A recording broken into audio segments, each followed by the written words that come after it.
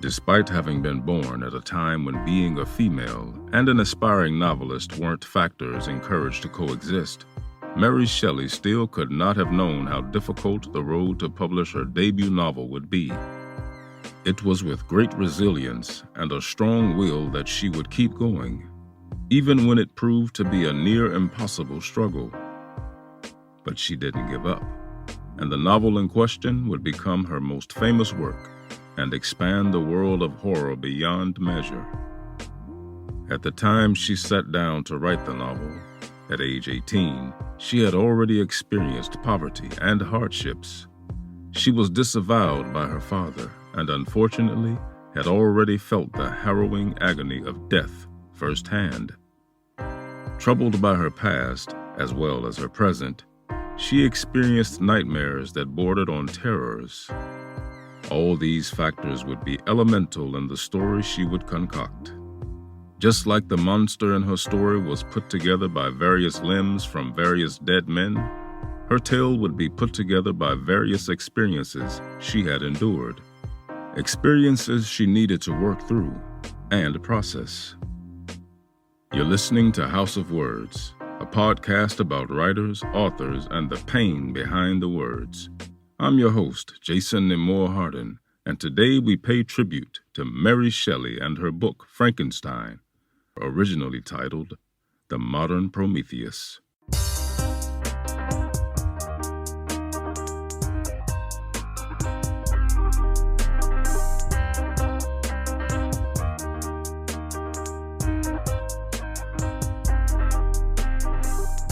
Frankenstein was first published on January 1st, 1818, and as expected from a novel with such history, there are numerous synopses to choose from.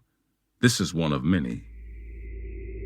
Obsessed with creating life, Victor Frankenstein plunders graveyards for the material to fashion a new being, which he shocks into life with electricity.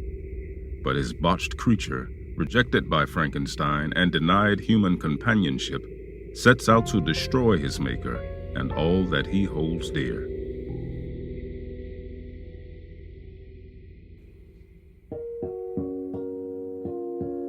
Quote, "Beware, for I am fearless and therefore powerful." End quote. In 1797, in Somerset Town, London, Mary Shelley was born Mary Wollstonecraft Godwin. She was born to two extraordinary parents, something that without a doubt shaped her personality as well as steered her in a particular direction. Her mother, Mary Wollstonecraft, was a feminist philosopher, educator, and writer who published the classic manifesto of sexual equality, a vindication of the rights of women. Mary was her mother's second child, but unfortunately, Mother would succumb to puerperal fever shortly after Mary's birth. Her father, William Godwin, established his preeminence in the realm of radical British political thinking with his book, Inquiry Concerning Political Justice, and won a permanent place in literary history with his novel, Caleb Williams. Caleb Williams is often considered the first English detective novel. With such strong and opinionated parents, all signs pointed towards that Mary was destined to have a strong personality herself, and of course, would be inclined to write. A year after her mother's death, William Godwin published his book, Memoirs of the Author of a Vindication of the Rights of Woman, which he intended as a sincere and compassionate tribute to his late wife. However, because the memoirs revealed Wollstonecraft's affairs, as well as an illegitimate child, they were seen as shocking to the general public. Young Mary read these memoirs and her mother's books while growing up, and would cherish her mother's memory. In 1801, when Mary was 4, her father remarried, but it would not be a second mother for her. Quite the opposite. The only memory she would later recall of her stepmother would be ill in nature. To make matters worse, her father would get married yet again to Mary Jane Clairmont, who brought her own children, Charles and Claire, into the household, causing young Mary to soon feel displaced. A son, William, would be born in 1803 and furthered her sense of alienation within the family. She felt driven to compete for her father's affection with her younger siblings, but also more importantly, when it came to her second stepmother. Contrary to this, based on the letters of her father's housekeeper and nurse, Louisa Jones, Mary's earliest years were happy ones. Also, according to Nurse Jones, the reason William Godwin found himself a new wife so promptly after his first wife's death was because he was often in debt and felt he was not able to raise the children by himself. Most of his friends disliked his new wife, describing her as quick-tempered and quarrelsome, but he was devoted to her, and the marriage proved a success. Although Mary and her stepmother would never warm up to one another, she and her stepsister Claire would form a solid bond and would become good friends, bordering on sisters over time. The stepmother, Miss Mary Jane, was herself an aspiring author, so Mr. Godwin decided to begin a publishing firm which specialized in children's books, stationery, maps, and games together with her. To make matters worse for young Mary, her father named the publishing house M.J. Godwin, after his new wife, something that must have felt like a slight against Mary's mother and herself. The business endeavor was far from successful, however, and struggled to turn a profit.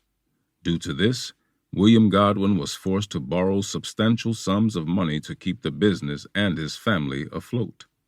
Despite all the troubles, in 1808, at the age of 11, Mary Wollstonecraft Godwin would publish her first writings, a rhymed children's tale called Monsieur Nongtongpa, or The Discoveries of John Bull in a Trip to Paris, through her father's publishing house. Like most girls at the time, Mary received little formal education. Her father instead tutored her in a broad range of subjects. He often took the children on educational outings and granted them access to his vast library and to the many intellectuals who would visit him. William Godwin admitted that he was not educating the children according to his first wife's philosophy, as outlined in her works. His daughter, nevertheless, did receive an unusual and advanced education for a girl of the time period. She had a governess, a daily tutor, and read many of her father's children's books on Roman and Greek history in manuscript. Her father described Mary at age 15 as singularly bold, somewhat imperious, and active of mind. He expressed that Mary's desire for knowledge was great, and her perseverance in everything she undertook appeared to be near invincible.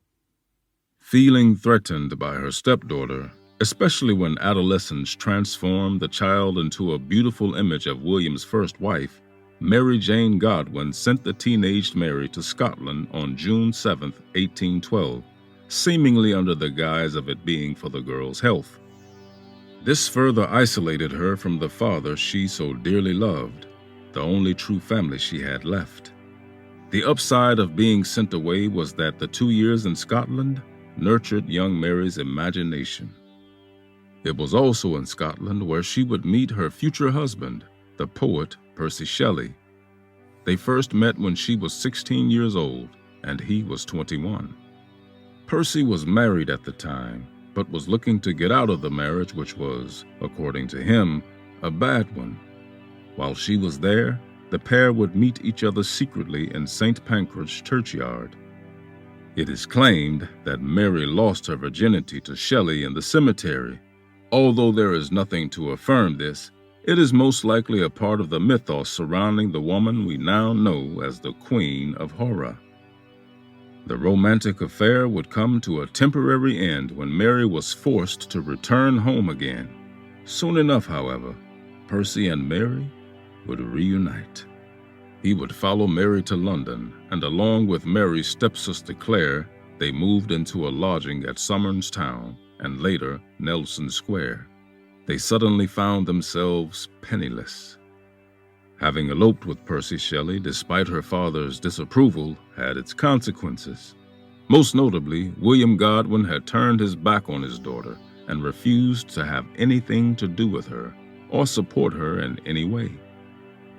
Percy, on his side, had been disavowed by his father as well and had to periodically leave their home in order to dodge creditors.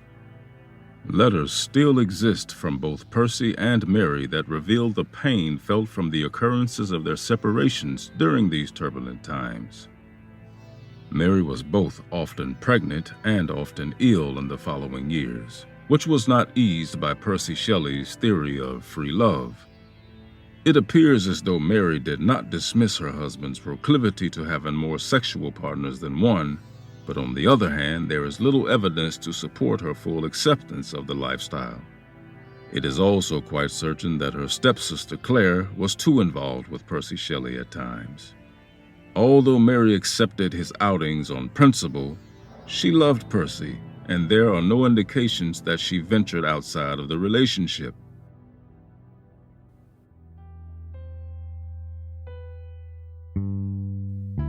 In February of 1815, Mary gave birth to a 2-month premature baby girl who was not expected to survive and sadly did indeed die shortly after birth during the night. Mary found her appearing to be sleeping so peacefully that she did not wish to wake her. The child was sadly already dead at that point, though Mary would not find out until the next morning. The newborn had evidently died of convulsions. The loss of her child sent her into an acute depression. She was haunted by dreams and visions of the baby, of which she later wrote about. Mary appeared to have recovered from her depression by the time summer had arrived.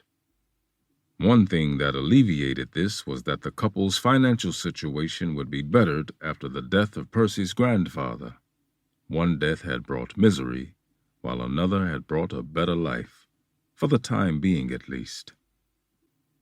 By May 1816, Mary would give birth to another child, a son, William, who would soon be nicknamed Willmouse. Together with Willmouse, Percy, and Claire, Mary traveled to Geneva to spend the summer with the poet Lord Byron. It was upon their arrival at Lord Byron's that she first referred to herself as Mrs. Shelley. There they spent their time riding, boating on the lake, and talking late into the night when the weather allowed. She was merely 18 years old, but had experienced enough grief and torment to fill a lifetime, all of which would influence her immensely when she would sit down to write Frankenstein. Forbidden to read novels of the Gothic genre in her youth naturally made them more alluring to her. She would sneak books of the darker genre into the house and would later be greatly inspired by the style and topics the Gothic novel explored. After meeting Percy, she began writing more, and from their early days together, he always encouraged her to write. As their time together was filled with uncertainty and turbulence, she sought refuge in writing. Unfortunately, when the couple eloped, a box containing Mary's early writings were lost in their travels through Paris. Undeterred by this, she immediately began writing more, taking out her frustration in a novel called Hate. Back in England again, she would begin writing a historical novel entitled The Life of Louvet. Neither of these novels would be completed as pregnancy and illness limited her time and energy. In the preface to the single-volume standard novel edition of Frankenstein from 1831, Mary Shelley reveals how it was in Scotland that she began to dabble in writing. It was there, beneath the trees and woodless mountains, that her true passion was born and allowed to cultivate. However, it would be in Geneva, in Lord Byron's villa, that she would begin forming what would eventually become the novel Frankenstein.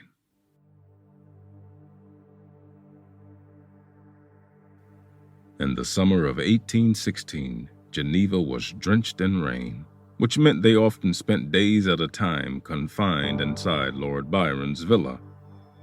Sitting around the fire in the evenings, the party would amuse themselves with ghost stories and other horror tales. Lord Byron proposed one evening that they each write a scary story with the goal of the competition being to write the best scary story. Mary struggled to come up with an idea and would become increasingly more anxious when asked each morning if she had written or even began on a story. These questions continued for days on end, and each day she would have to admit that she had not yet managed the task. It was on June 16th when Mary came up with an idea concerning a corpse returning to life. She became consumed by the idea, so much so that she had trouble falling asleep. When she finally did manage to drift into sleep, her dreams were plagued with night terrors. In one of the dreams, she saw a pale student kneeling beside a creature that the student had pieced together. The creature stretched out before the student was being reanimated by a powerful engine. The dream frightened her terribly, but it also fascinated her. And just like that, she knew what her story would be about. When she began writing the story, she assumed it would be a short story rather than a novel. But with encouragement from Percy, she expanded the tale. The novel would be completed in May of 1817. It has been argued and speculated how large a part Percy played in influencing the writing of the tale. Mary admitted to having been encouraged by him, and that the story would never have been written the way it was if it were not for him. According to her, that is the depth to which his influence extended. Despite her statements on the matter, there are differences in the editions of the novel from 1818, 1823, and 1831, something which is attributed to Percy's editing of the novel.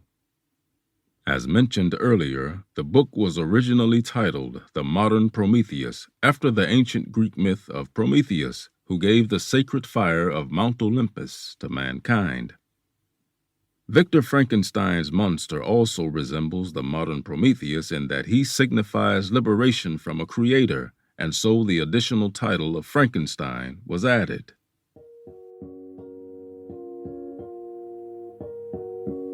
Quote, "No man chooses evil because it is evil. He only mistakes it for happiness, the good he seeks." End quote.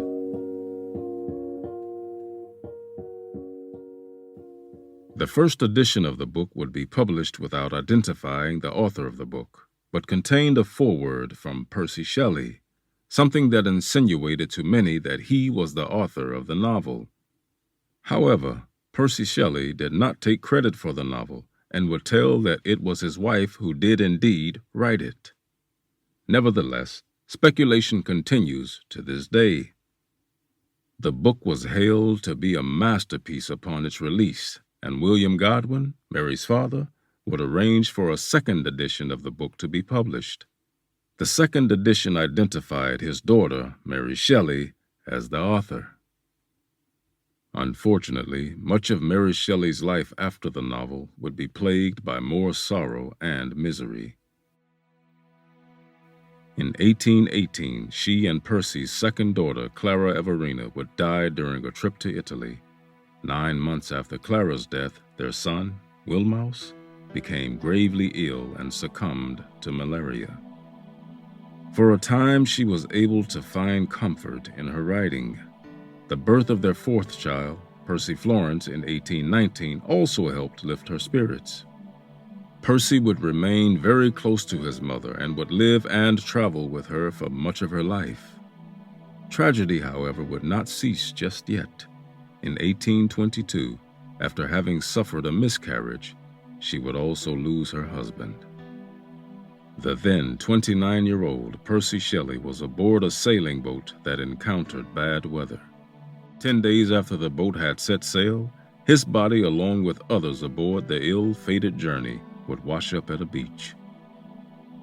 Mary Shelley would never remarry after Percy's death, and to cope with the loss and grief, as she had dealt with for most of her life, she continued to write.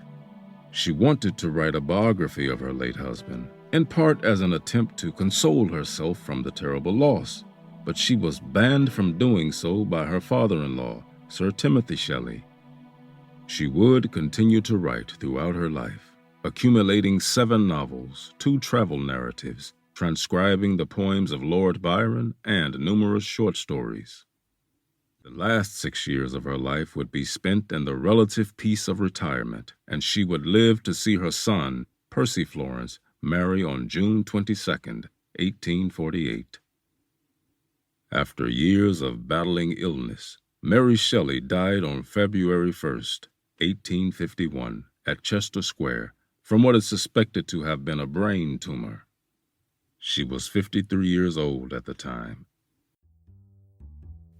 As is well known, her novel has inspired numerous pieces of writing, movies, stage plays, music, and art. Though she had been taken serious as a writer in her own time, reviewers have often missed or neglected the political commentary in her writing. Furthermore, despite being known as the author of Frankenstein, she would most of all be remembered as the wife of Percy Shelley. It would take far too long, 1989 to be exact, before a full-length scholarly biography would be published about Mary Shelley. She would finally achieve the respect and praise she had deserved and been entitled to for nearly 2 centuries. After so much misery and hardship, let me leave you with some optimism. One last quote from the perseverant Mary Shelley.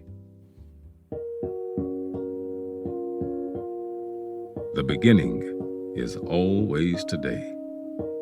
Thank you for listening. I hope you enjoyed this episode and will spread the word about the podcast. Once again, I have been your host, Jason Nemore Hardin. I, along with my fellow creators of this podcast, ask that you please consider making this show easier to produce and more frequent by contributing on our Patreon page. Until next time, keep turning those pages.